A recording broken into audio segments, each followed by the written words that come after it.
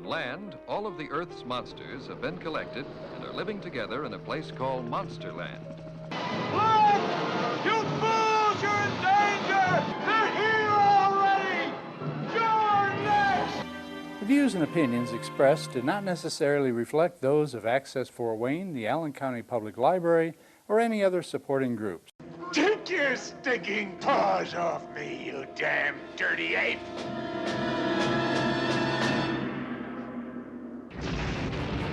If you'd like to produce a show, call us at 260-421-1250.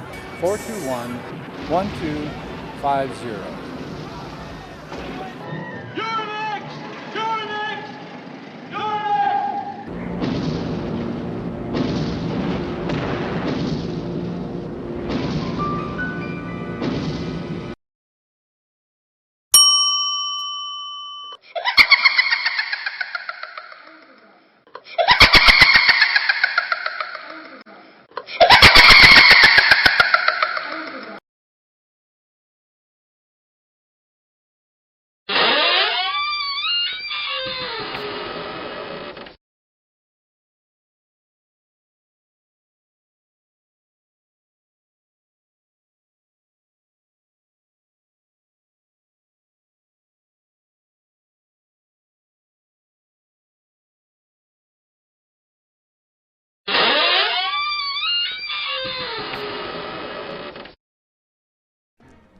I see we have guests. Good evening, my children of the grave. I bid you welcome to the Haunted Hotel. Allow me to introduce myself. I am the night manager and your host of horror, Mr. Graves. And I thank you for spending your night with us. Let me call the bilbies and ready your tomb. Bang.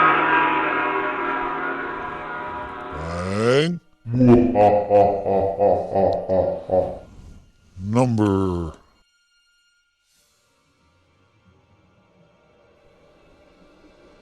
13. Now, while Fang busies himself making your tomb livable, come and join me for tonight's Dead Time story as we present to you War of the Satellites, starring Dick Miller and Susan Cabot. An alien force declares war on the Earth after the United Nations ignores its warnings to cease and desist in trying to put the first manned satellite into space. Will we decide to go ahead and fight back? And if we do fight, is this a war we can win? Let's find out. It's no time for you to pull up your tombstone, crawl under your grave blanket, and snuggle close to your ghoul friend. I'll turn down the lights and then begin tonight's Dead Time story, War of the Satellites.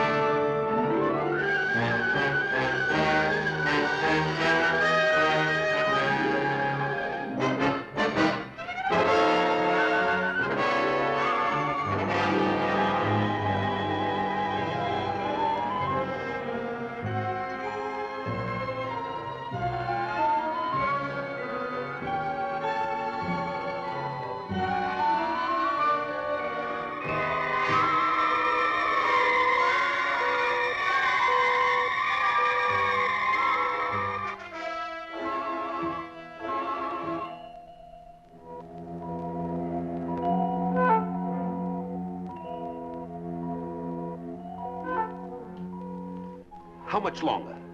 Very soon now. Why do we watch? Patience, Mr. Lemoyne. We must give the good doctor the benefit of every doubt. And you must admit that we have done that up to now. Yes, Mr. Arcot. I must admit that. Let me see now. This is 9 times $500 million, and this will make 10. It's still in its orbit, Mr. Arcot. For the moment. Miss Carrington, what is your opinion? I correlate observed data, Mr. Arcot. I make no predictions. Well, I make a prediction. All those men in that satellite will die, as have all the others. And when they do, your project comes to an end, Doctor. Satellite is approaching the critical area.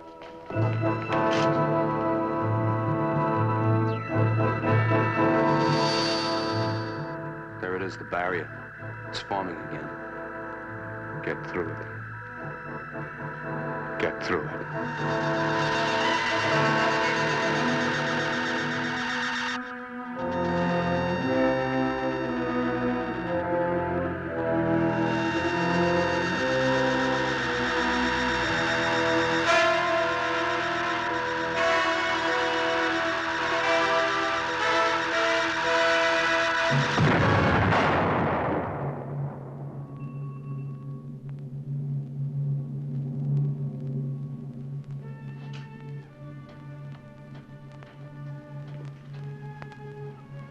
I am truly sorry, Dr. Van Ponder.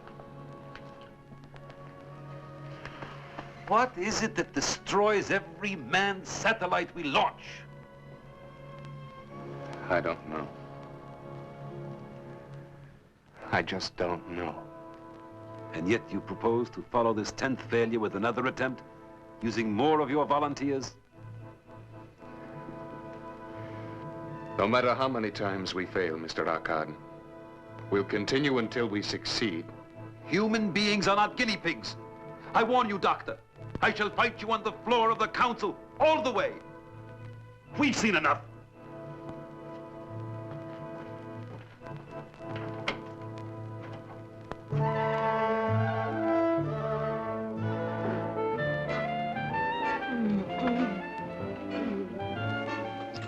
Are you still cold, baby? Yeah, but I'm getting warmer every second. Ring-a-ding-ding-ding. Hey, listen, doll. They're playing our song. Yeah, I don't dig the arrangement. Yeah, I see what you mean. Too many violins. Change the station. Maybe we can get somebody else's disc. All right, don't move. I'll be right back. A shooting star? Oh, darling, you're so romantic. Make a wish. Oh, that's no shooting star.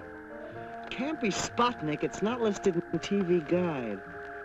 Oh, wow. Something is flipping around here. Yes, and it's my top. Uche, I really am scared.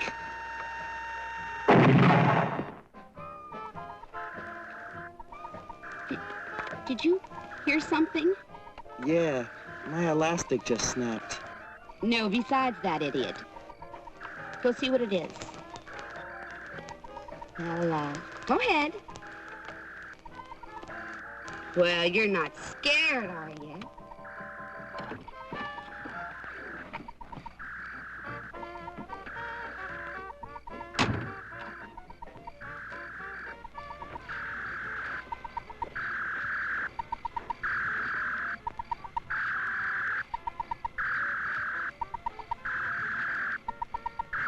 Hey, Mitch, come get a load of this. All right. But I hope you know what you're doing. You know, you flunked chemistry twice.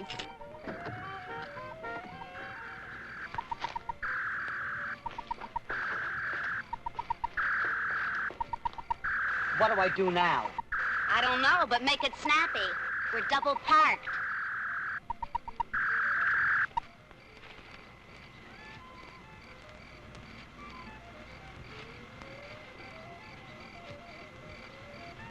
Well, don't just stand there. Who's the three-letter man around here?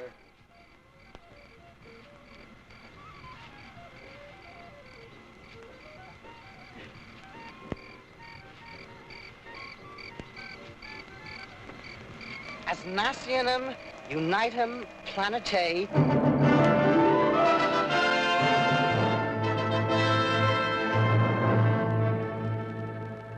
To the United Nations of the third planet of minor luminary Sol, called by the inhabitants thereof the Earth.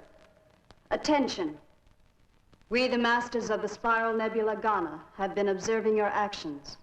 Understand, Earthlings, that we look with disfavor upon your persistent efforts to depart from your own planet and infest other areas of the universe. We have therefore set up quarantine measures to ensure that this contamination shall not be allowed to spread. We shall frustrate your every attempt in the future as we have those in the past. Knowing that Earthlings are equipped with rudimentary reflex-type intelligence, we are taking this means of conveying our command that all such efforts to expand and depart from the infected planet Earth shall from this moment be stopped. Mr. President. Mr. President. Mr. President. Mr. President.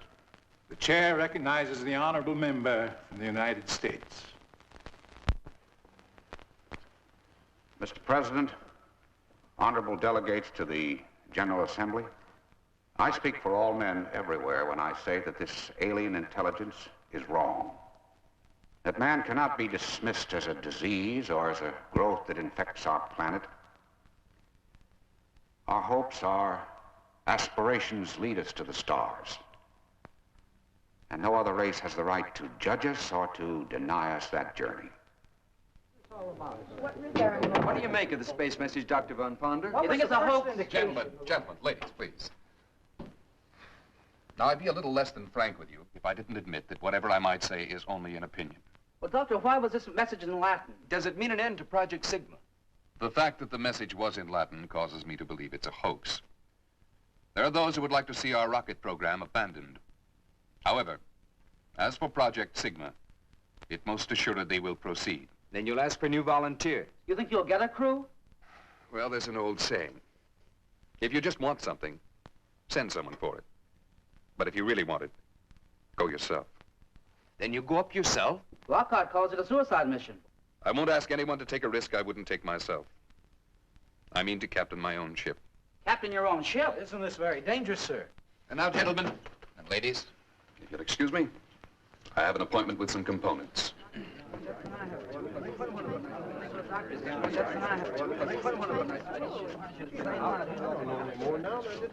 I'm going with him. Well, I guess that makes me a volunteer also.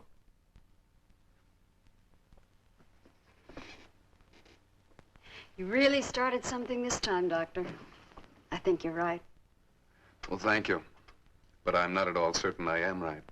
But if this thing is a hoax and you can prove it. I didn't say I could prove it, Dave. I said there was evidence. Unfortunately, there's just as much evidence the other way. Like what? Well, ever since the capsule landed, we've been working on it. The metal container itself defies analysis. It's harder than anything we've yet been able to devise.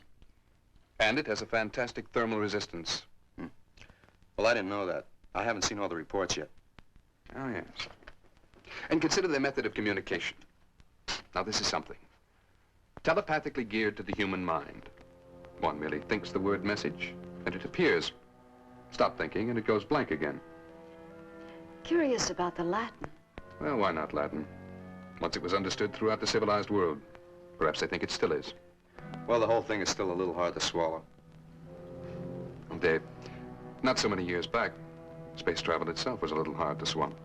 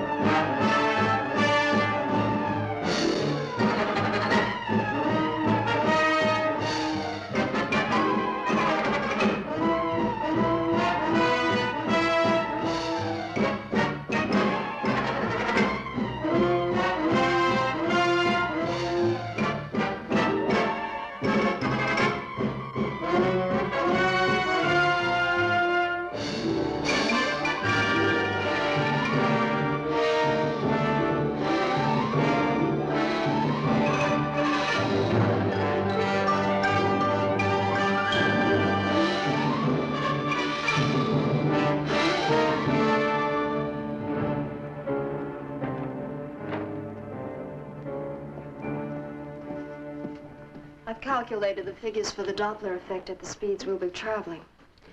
I want the figures all the way up to the speed of light. We can't put the solar reactors through a full test here on Earth. But if they reach optimum efficiency in space, we'll be the first to achieve photon propulsion. But, Van, that would mean... Dr. Van Ponder's office. Mr. Hotchkiss. He sounds worried. Yes, Hodge. It's Arcad and his crowd, Van. They're reviving the whole suicide issue in the council. They're beginning to play it pretty rough. You better get down here in a hurry. I'll get there as fast as I can. I have to be at the United Nations. Extend this series and I'll check it tomorrow.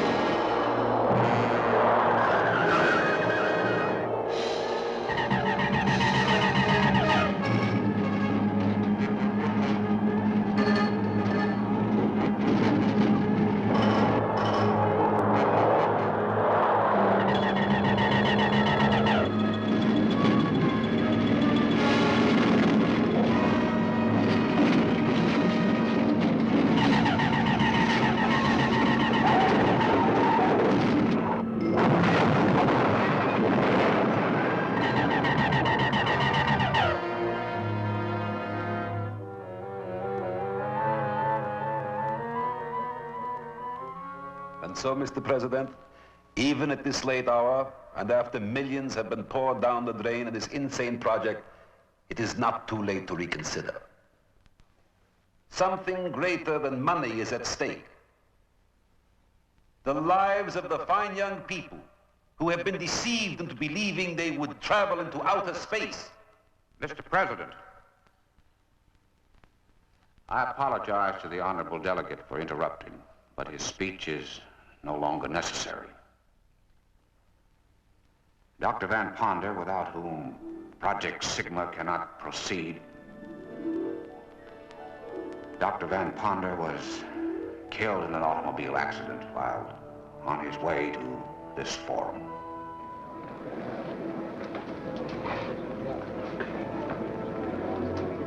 Mr. President, I extend my condolences to the delegate from the United States. But now there can be no further reason to delay passage of my motion to suspend payment of funds to Project Sigma immediately.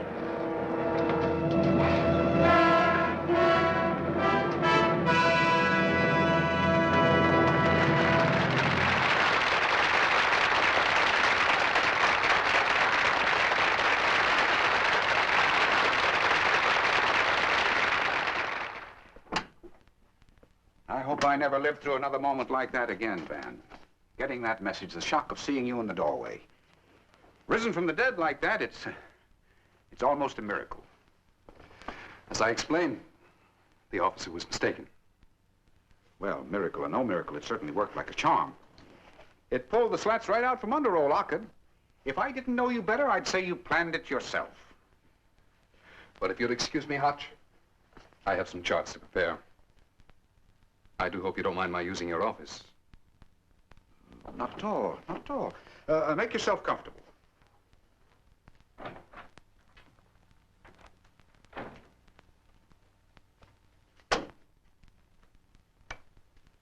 Would be a very serious matter at home and abroad.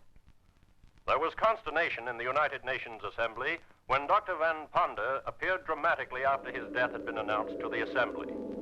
Upon his appearance, the delegates cheered Dr. Van Ponder to the rafters, then proceeded to vote unlimited funds for Project Sigma.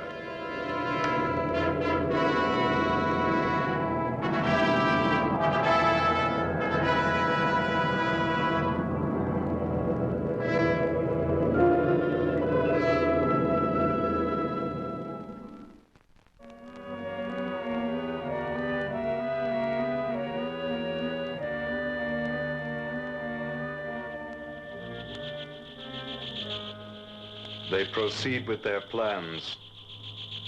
Our warning did not deter them. I propose a stronger warning.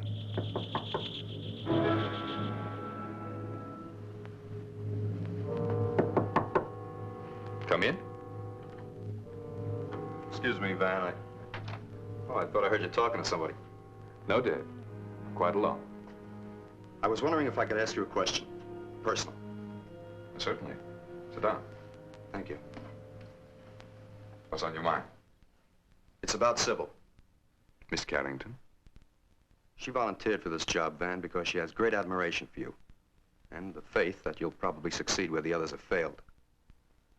But you and I know what our chances of returning are. Do you agree with our card? That it's a suicide mission? I didn't say that. If I did, I wouldn't be here. But I know the dangers involved, and I think you should order Sybil to stay behind. Miss Carrington is a very intelligent young woman, quite capable of reaching her own decisions. Doctor, turn on the radio quickly.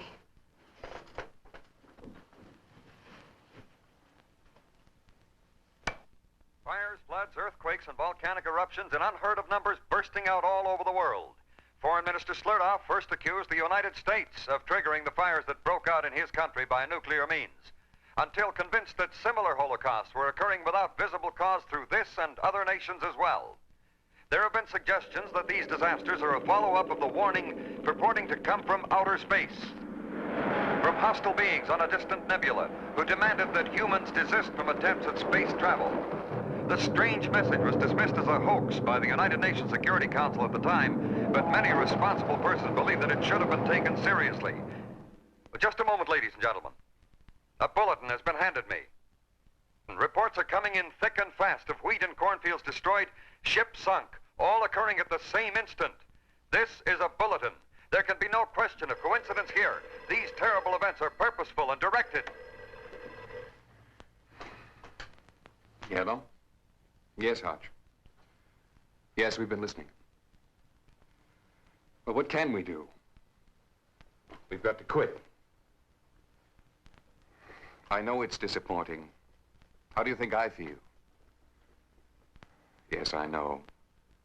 But we can't fight this. Yes. Dave Boyer is here with me now. I'll send him over with a statement you can read on the floor. Goodbye. Man, you're not giving up. We're up against a race of beings whose intelligence is as ours to ants and bacteria. We have the choice of continuing to exist under whatever conditions they may name, or of being exterminated. It's that simple.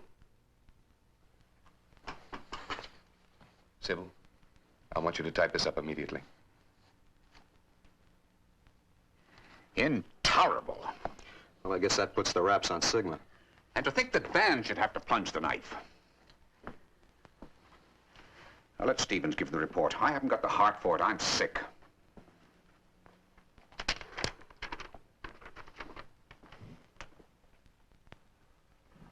The honorable delegates will recall how my colleagues and I warned of the dire consequences if we ignored this ultimatum.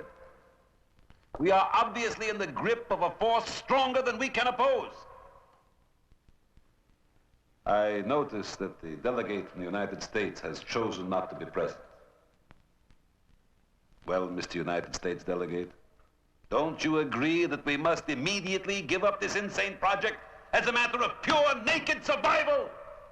The delegate from the United States sends his apologies for his unfortunate absence from this important meeting. But he sent me here with a message that expresses not only his views, but the views of Dr. Van Ponda, head of Project Sigma. The delegate has spoken of naked survival. Gentlemen, you do not survive by abject surrender. Nations and worlds must fight for survival.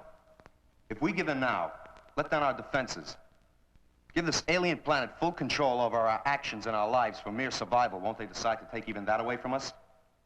Now, the gentlemen here ask themselves why these aliens are so concerned that we do not penetrate the Sigma barrier. Isn't it peculiar that this action alone excites them to retaliation? They consider us a danger to them if we break out of quarantine, as they so tactfully put it. They haven't even bothered to find out whether our motives are peaceful or not. They don't know that we would collaborate and share knowledge, Greet them as equal partners in the universe. But we can't show them this by surrendering. No, it is precisely because they do not wish us to travel the skies that we must do so. Gentlemen, we must proceed with Project Sigma at all costs.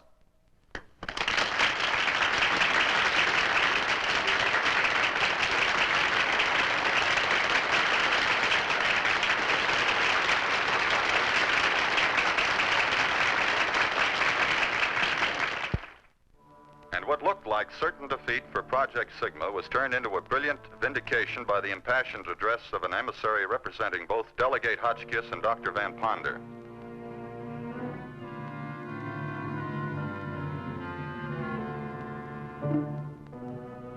Radiation density at 1,500 miles, 10 to the minus 27. 2,000 miles, 10 to the minus 30. 2,500 miles. Doctor, how did you get here? And we've been sweating it out here for the past 3 hours. Well, that's funny because I could have sworn I just saw you over the proving ground. I guess the pace is getting too much for you, Johnny. The eyes go first. Van here will probably be next. He's been working like twins. Triplets is more like it. Oh, I just came to tell Dave that the new solenoids have arrived. We're testing them now. Okay, Johnny, I'll check them later. You know, Van, I would have sworn you'd take my head off of that stunt I pulled at the Security Council. On the contrary, Dave, I should thank you. I don't know what got into me to give way as I did. I'm in your debt for saving Project Sigma. Do you still have that growth on your arm? You know, you ought to take care of that, Van. Those things can be dangerous. Dr. Van Ponder, you are wanted in reactor construction area. Urgent. I better get over there. Dave, I'd like you to... What's the matter? Nothing, Van. Well, you can handle the rest of these reports, can't you? Sure. I'll see you later. All right.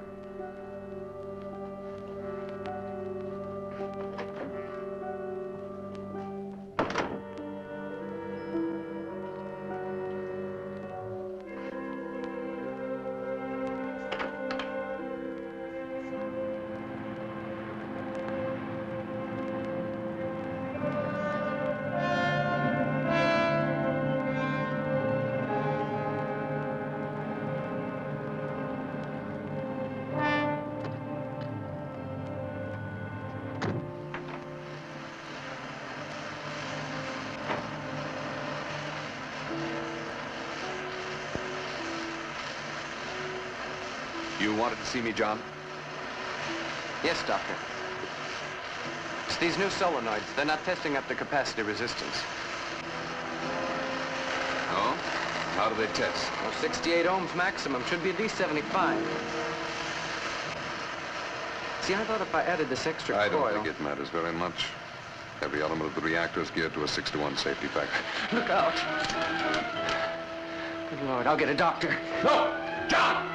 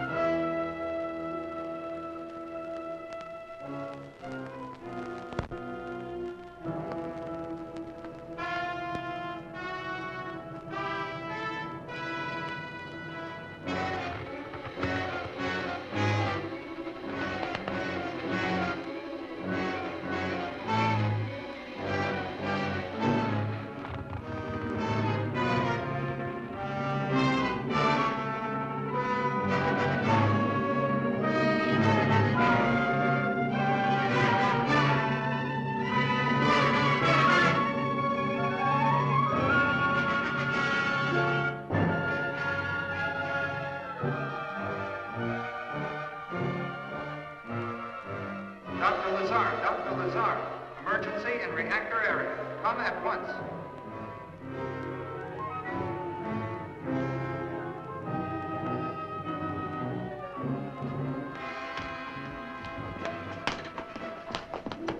Let me look at that hand, Van. What kind of a joke is this? Would you mind explaining what this is all about? Oh, sure. John came rushing in, said you'd burned your hand. Burned it off, he said. With the torch, I saw it. Quite obviously, he's mistaken. Yes, I should think he is. We were examining these solenoids. Suddenly he screamed and ran from the room. I see. Well, he's been under a lot of pressure. I'm surprised there hasn't been more of this sort of thing as we approach blastoff. What are you talking about? Buck fever, my boy. I'm afraid you're grounded. But you can't negate what I saw. Come on now. I'm sure Dr. Van Ponder... But I saw it with my own eyes in the flame of that torch. And he didn't even feel it. John! There's something about you. You're not human. John, stop it! All right, I'll go. But I know what I saw. Perhaps you see too much, John. Come on, John.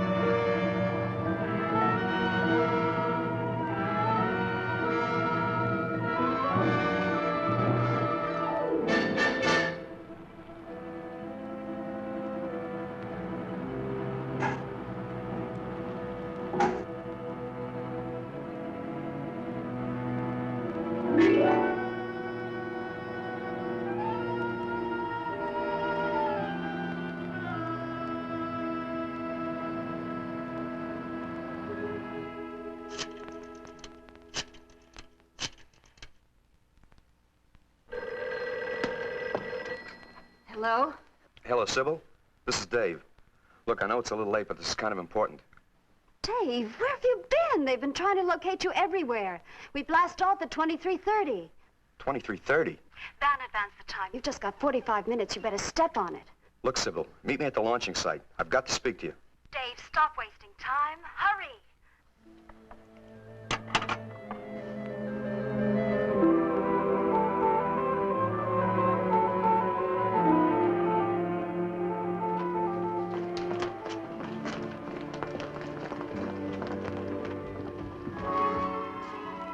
Rocket 1, final crew call.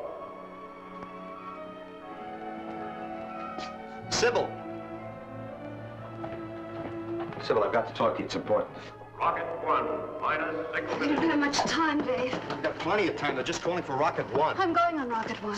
You were scheduled for Rocket 2 with me. Well, Van made the switch. Van made the switch. Sybil, you can't go with him.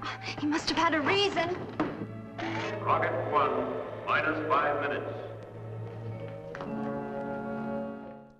Your Dead Time story this evening was produced and directed by Roger Corman after it was suggested to him by his special effects editor, Jack Rabin.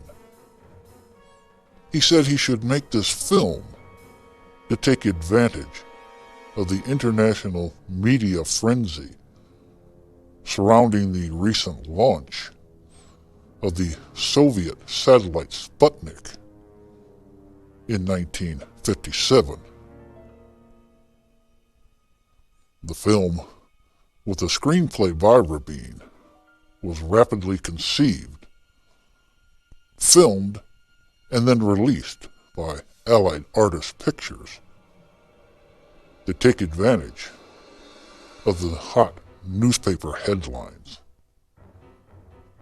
It was released on May 18th of 1958, alongside of Attack of the 50-Foot Woman as a drive-in double feature.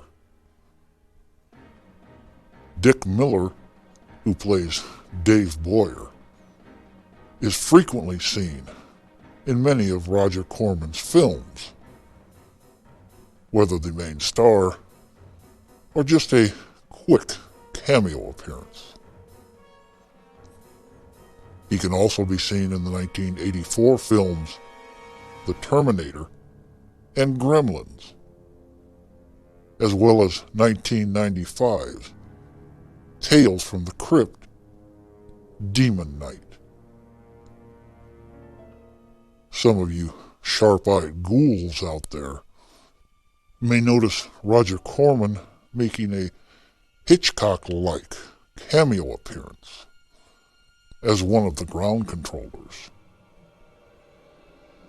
And if you listen closely, the sound effects used during the car crash scene and when the alien Dr. Van Ponder is communicating with his race are the same one used in Paramount's 1953 film War of the Worlds.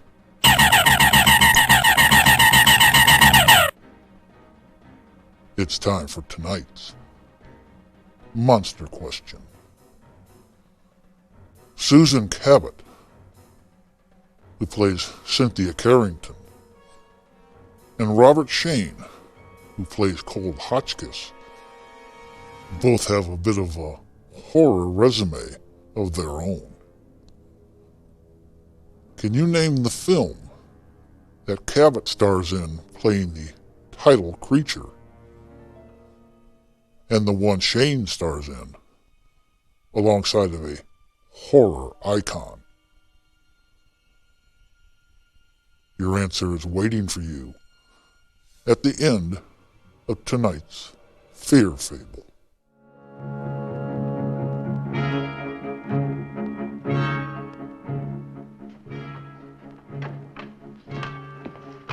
Corrections on the calculation. Okay.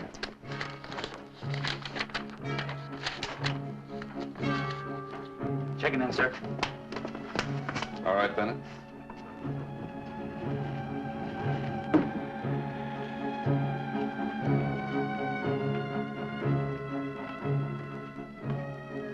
Ready, Van? I thought you grounded him.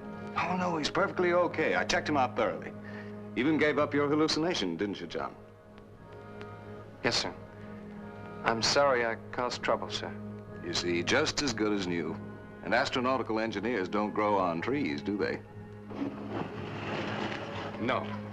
No, they don't. But I'll see you on board. Yes, sir. See you, man.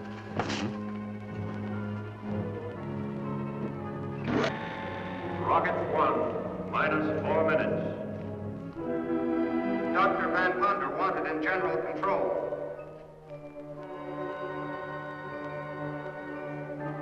Dr. Van Ponder, you're wanted on board Rocket 1 immediately.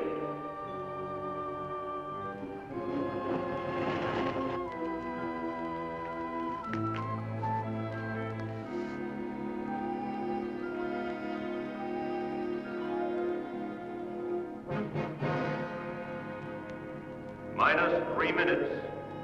Crew stations, all Rocket 1 personnel.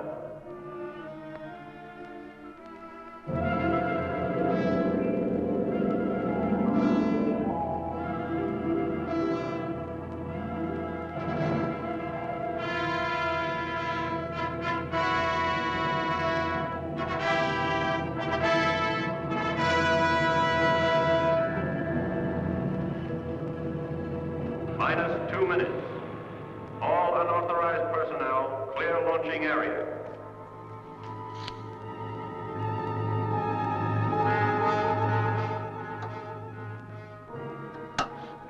We're about to blast off.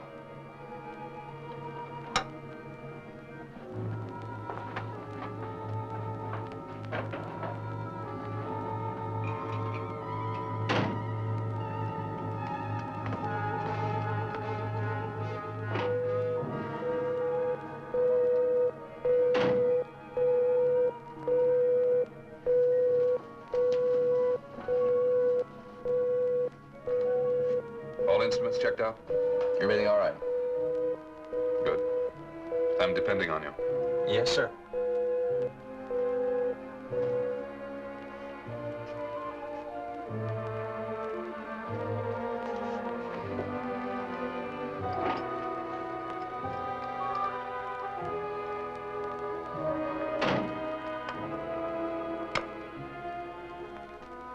Have a good trip, John. Yes, sir.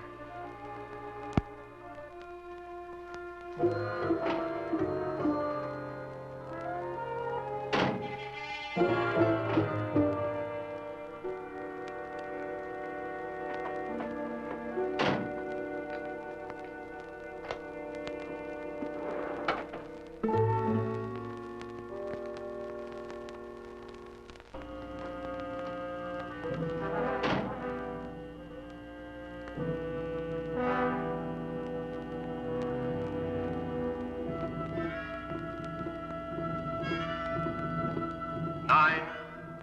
8, 7, 6, 5, 4, 3, I didn't get a round-trip ticket.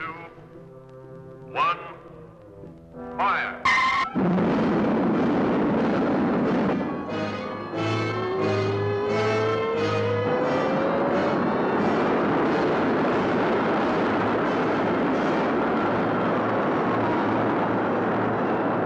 Rocket 2, minus 10 minutes.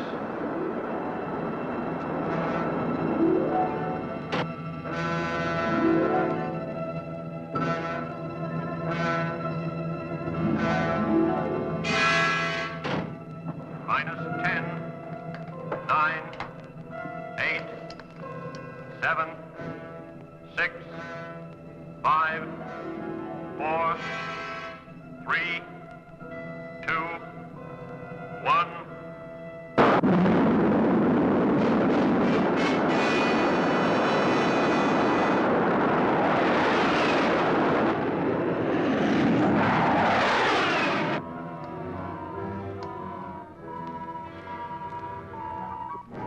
Rocket 1, second stage. Fire.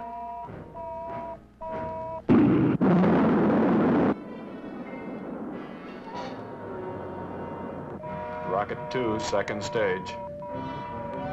Fire.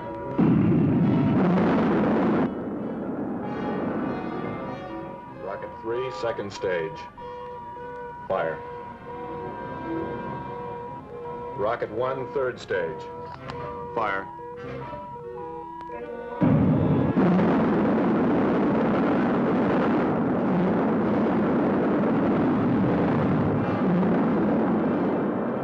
Rocket 1 approaching rendezvous point.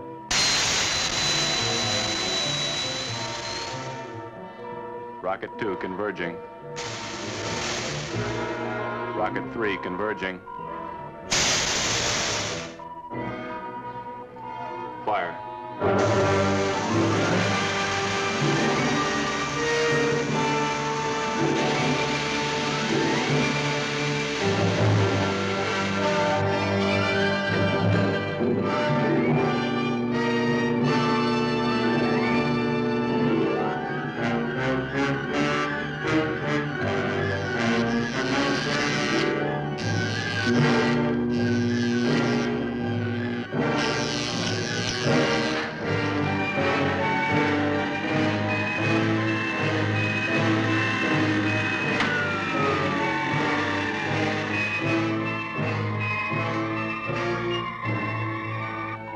Contact completed. Ship in orbit.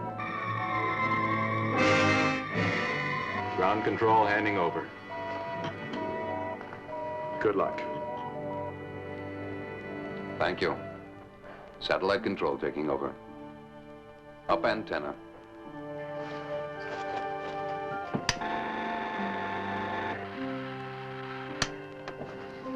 Antenna up. Activate gravity control.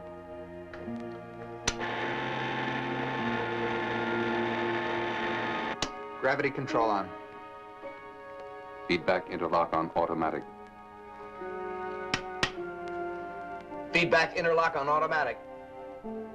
Orient solar aspect cells.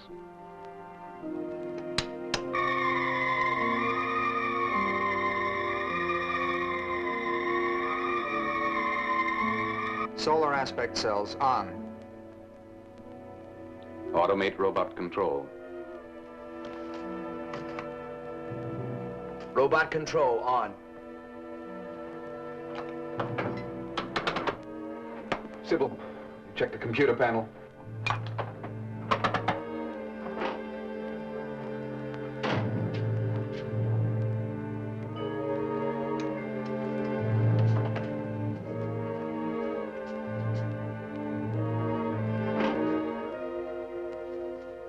I'm glad to see Lazar was right about your surviving the blast off. How are you, Doctor?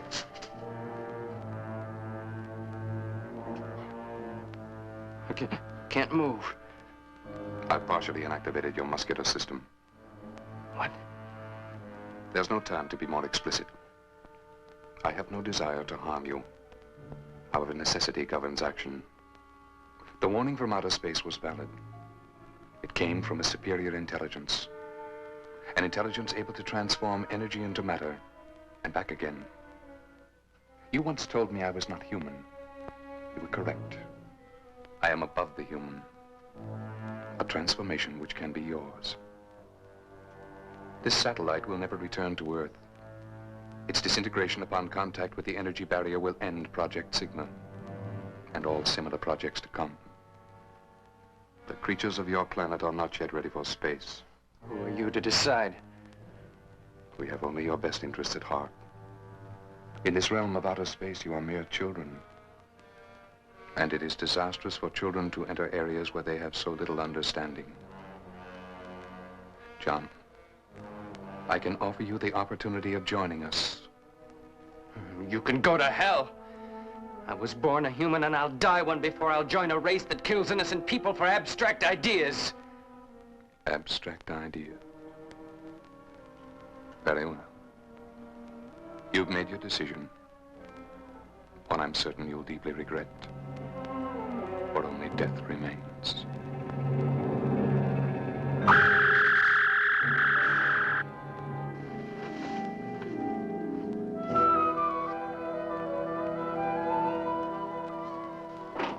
Van, I thought I heard...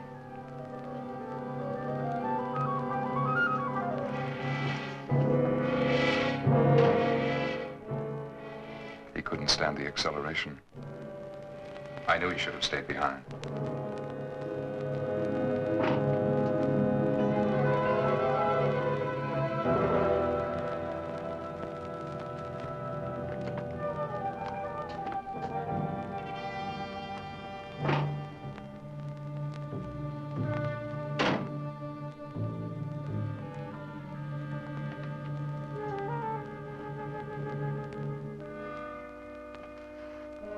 Orbiting on schedule, sir. Fine.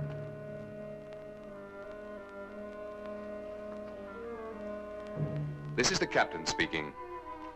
We have successfully completed the first phase of our mission, and I wish to congratulate all members of the crew. I can now reveal to you the plan by which we hope to overcome the cosmic accumulations which have destroyed all of our previous manned satellites. The plan consists of 2 steps. Step 1 has already been accomplished. This called for a blast velocity of over 1,000 times that of our previous satellites. A force which has carried us into an orbit far beyond the moon. At our present velocity, this cosmic mass, if encountered, will act as a solid, impenetrable wall. However, at the first indication of this mass, or Sigma barrier as we call it, we will put into operation the second step of our plan, which varies according to necessity. If at this time we have accumulated enough solar energy for 750 miles per second, we shall be able to blast through the barrier and in so doing destroy it. Should the barrier appear before we have reached the requisite velocity, we shall take immediate action to avoid it. Dave, what are you doing here? You should be in operations. I regret to inform you there has been one casualty. Astronautical engineer John Campo was found dead. Apparently the result of blast-off acceleration. All hands not on duty will attend the space funeral at 1400 hours. Sybil, I've got to talk to you. It's about Van. He's not human. Dave, don't be ridiculous. I saw him. He's split in 2. He's been seen in 2 places at the same time. Why aren't you at your post? What happened to Johnny? Did you kill him? We're now in outer space with 1 man dead. And I can't afford to lose another by confining you to quarters. So I'm giving you another chance. We'll say no more about your accusation. But I warn you, get out of line just once more, and I shall take the necessary measures. I remind you that I am the captain of this ship, and that astroplanetary law gives me supreme and unquestioned command. Do I make myself clear? Yes.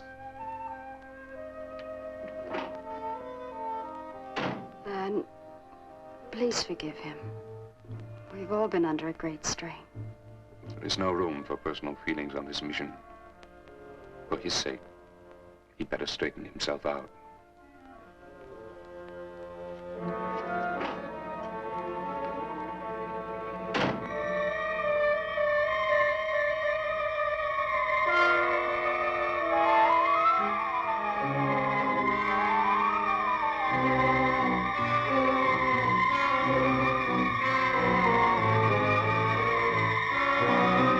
This is a sad duty we must perform. To say goodbye to a brave and beloved fellow crewman. We must think of him as one who gave his life in a noble endeavor. The salvation of the human race. Well, I feel it's all my fault. I should never have checked the kid out. But you said there was nothing physically wrong with him. Well, that's the curious thing. I was extra cautious. I double-checked every test. There's just no reason why he should have died from the same acceleration we all took. His training record was better than most. He was murdered. Murdered? Look, Johnny knew something dangerous, something he shouldn't have known, and he was killed for it. And so we commend his body to the depths of space.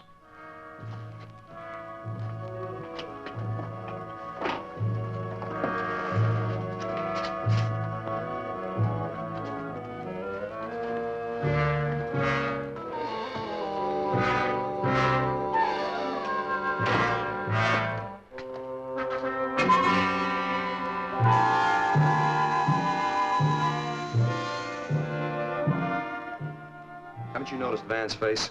There's something different about it. I can show you what I mean.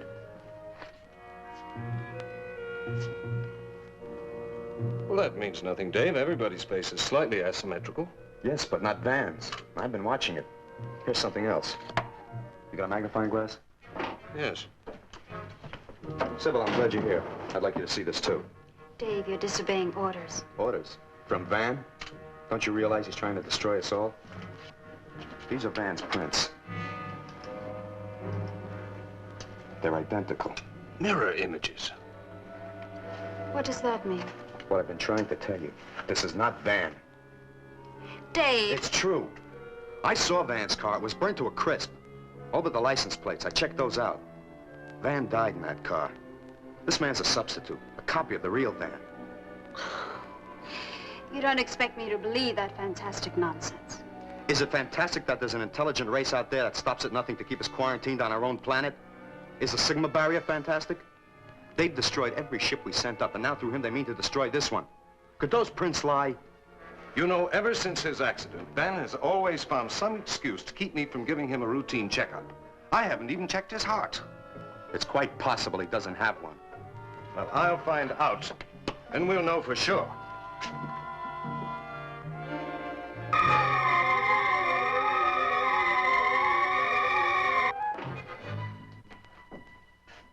Oh, hello, Howard. Hi, Van. What can I do for you? Well, it's time for a checkup. I have to check your heart. It has to go on the report. I'm in perfect health, and you know it. Yes, but I'm not so sure the board will take my word for it. You fellows read the instruments. It's up to me to read the human being.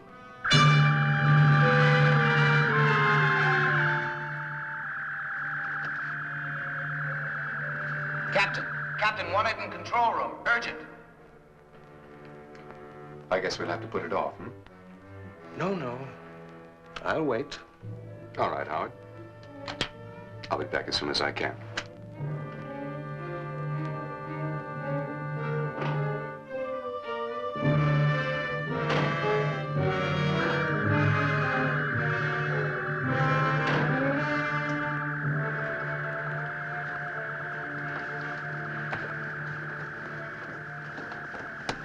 Some action ahead, Skipper. The dials are acting up. But it's still pretty faint. Could be cosmic dust. Keep your eye on it. If it continues to build, call me. Yes, sir. And what do you make of that? Cosmic dust.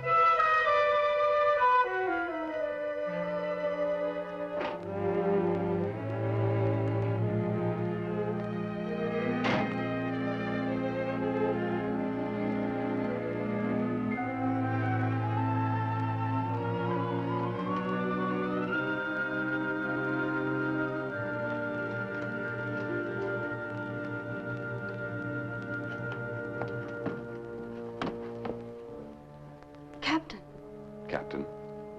Do you have to be so formal? I'm sorry. Well, I'm a little hurt. I thought we knew each other better. Better than that, anyway.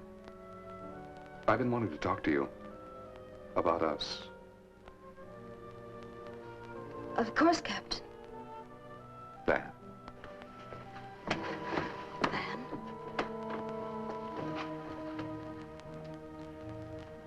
I'm in the middle of a computation. Half an hour, then.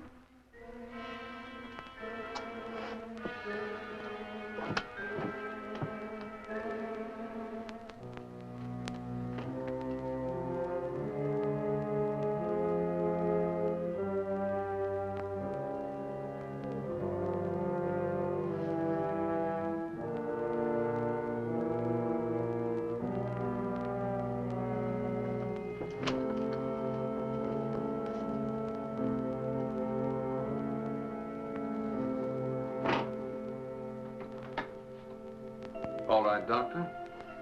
You wanted to listen to my heart? Proceed. I have work to do.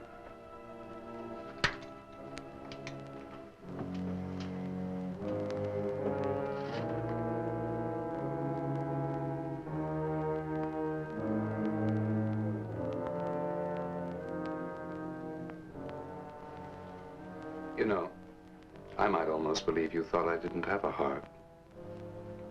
Everybody has a heart. Dave Boyer put you up to this, I suppose. Put me up to what? Quite typical of the childish mind. I'm sorry, Howard, but I have no more time to waste. What do you mean? You're a man of science. What would you do if a guinea pig got out of control and threatened to ruin one of your experiments?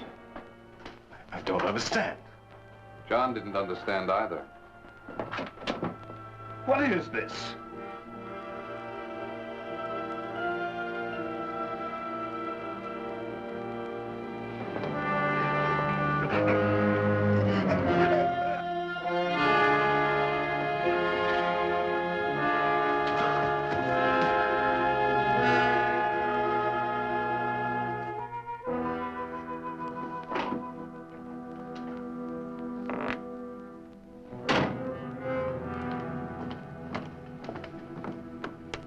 I'm issuing an order for the arrest of one of the crew.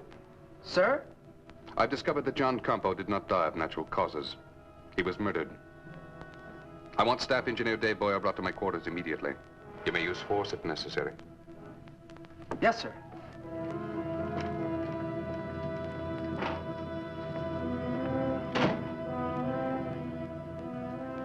Sybil?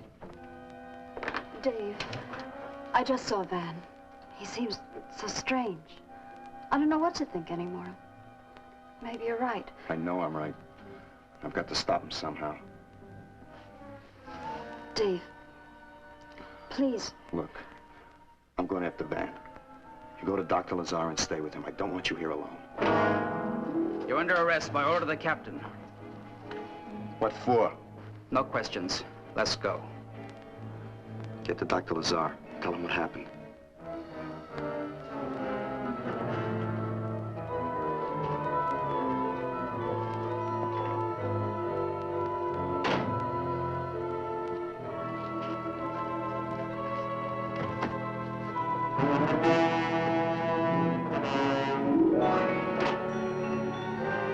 Gauges are going higher. Check the visit screen.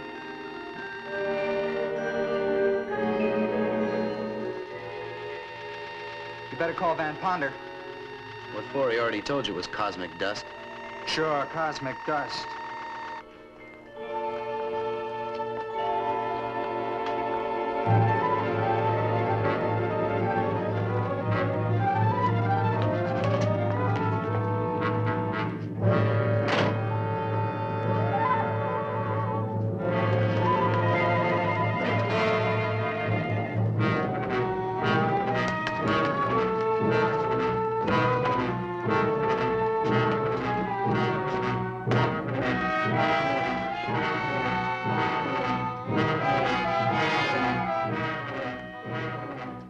Sybil?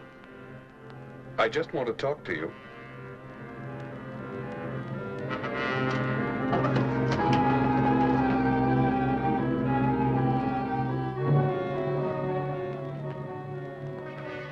I just want to talk to you. Sybil.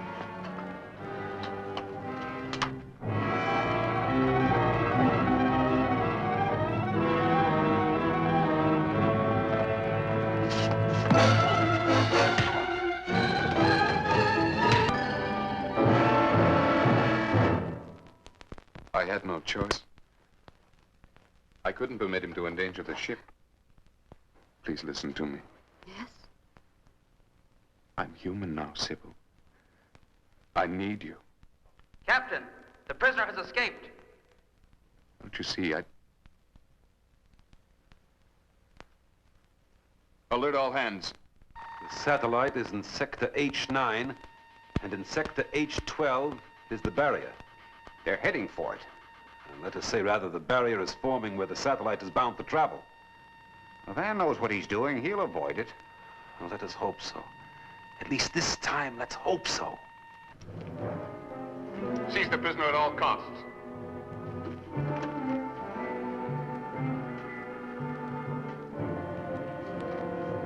I'm sorry, but there's no alternative. Astrogator to captain. Astrogator to captain. Why do you... Captain speaking.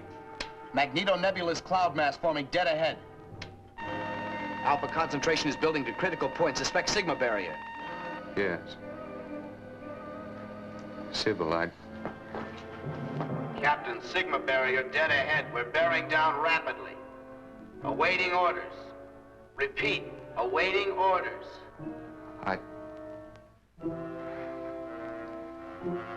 Remain on course. Remain on course? What's the matter with old Iron Pants? I don't know, but if you don't get on the ball, this $3 billion balloon's gonna go bust. Not only that, we're in it. Request further orders. Remain on course.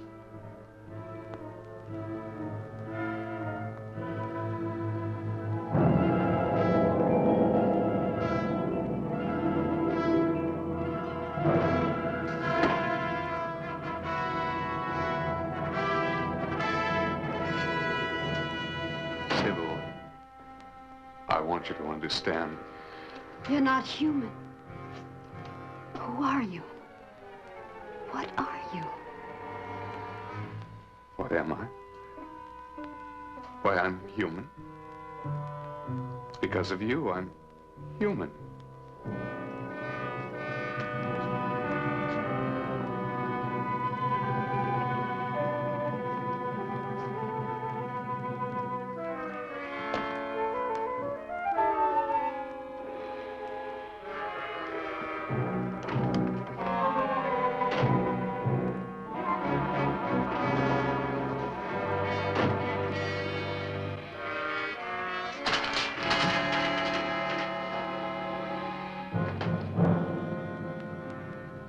Captain to Astrogator. Give readings on approaching mass. It's about time. Alpha 102. Beta 147. Gamma 208. Thermo 477. Radiation 862.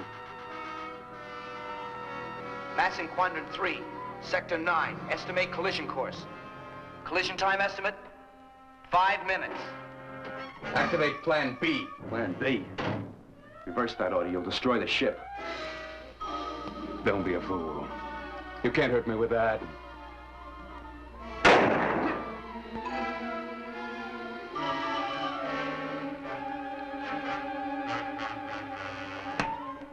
For the love of Pete, you're running us right into that thing.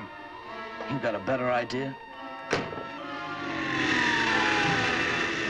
You can be stopped.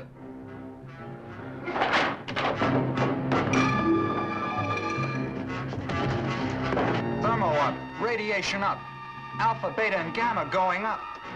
Sky speed, we're decelerating. Just following orders. Ours is but to do and die. Die, you said it. Crash emergency, dead ahead.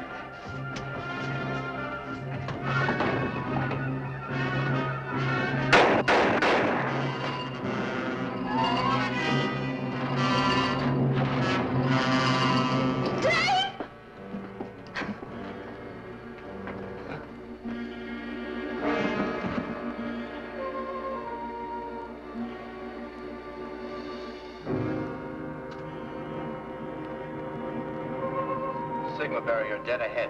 Crash emergency. Reverse previous order. Ditch plan B. Activate plan A. Activating plan A. Secure all hands and prepare to blast. Oh, that's more like it. Hang on, boy. We ain't out of the woods yet.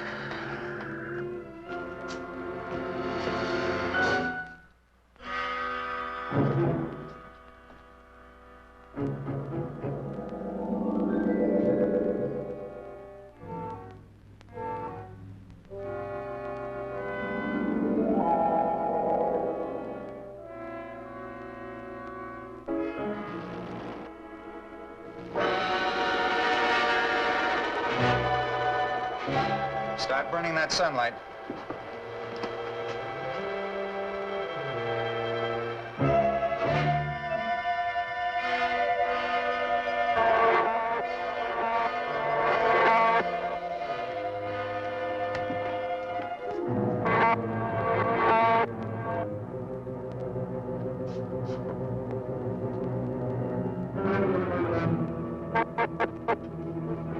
All hands secure for blast.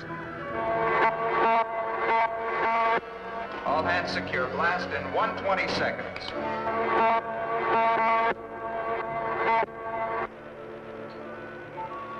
Why don't they blast?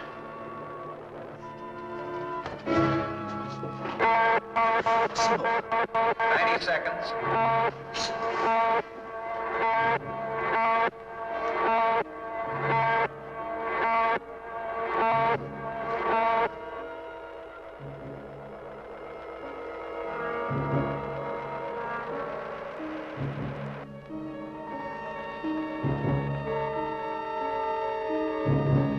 Blast in 10 seconds.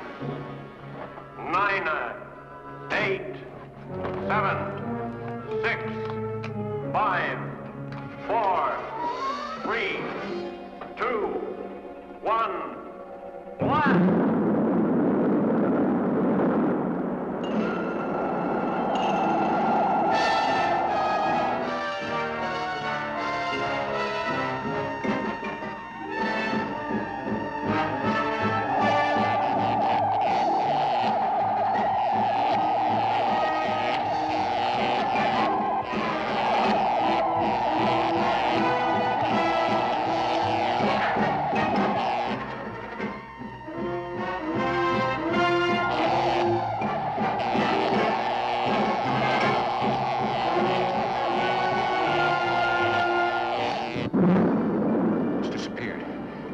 Destroyed.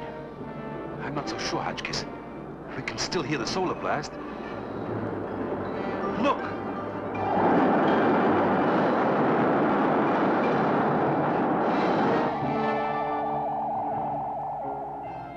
They made it. Sigma calling. Sigma calling. UN satellite control. Do you read me? Do you read me? UNSC calling Sigma.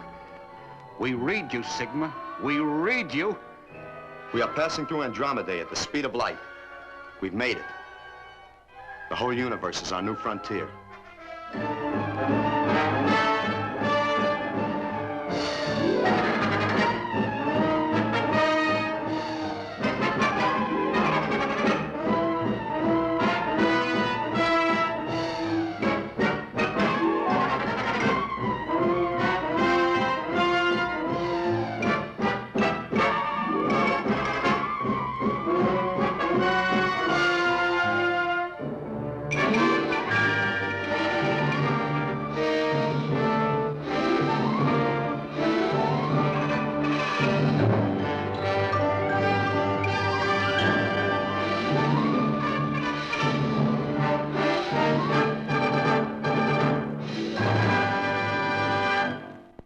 Great.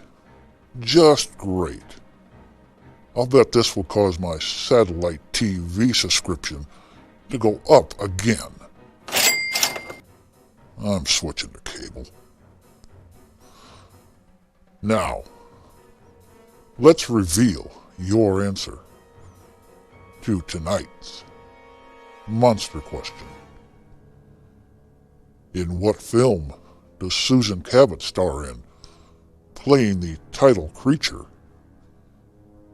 And what film does Robert Shane star in, alongside of a horror icon? For Cabot, it was 1959's The Wasp Woman, where she plays cosmetic company owner Janice Starlin, seeking eternal beauty. I don't think she got it. For Shane, it was 1956's The Indestructible Man, where he played Professor Bradshaw, who brings back to life horror icon Lon Chaney Jr., playing the role of Charles Butcher Benton.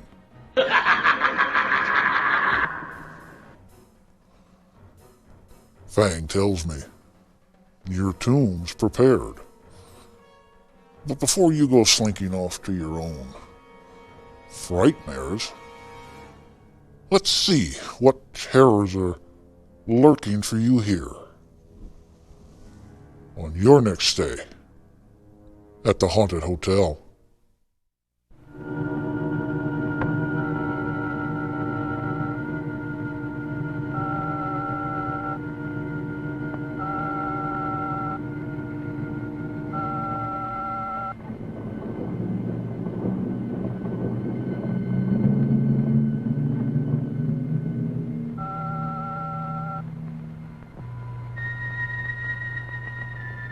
Time narrows. There is death upon Davana. Davana must endure. Speak of the earth creatures. They are second stage, subhuman, weak and full of fright. Speak of their blood. It may be as ours. I have sent to you 30 cubits for study. There must be more. The conquered enemies dwindle in the pens of pasture, and time constricts. It is soon that we shall all perish. Perhaps the blood of this planet shall answer. I am returning.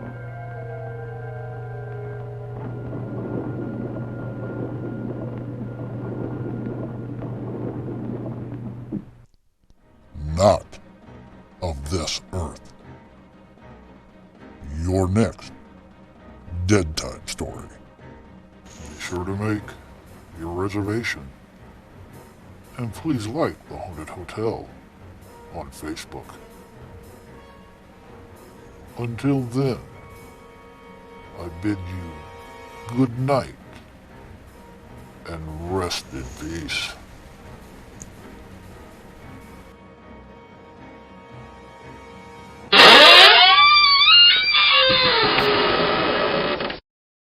Ha ha ha ha ha!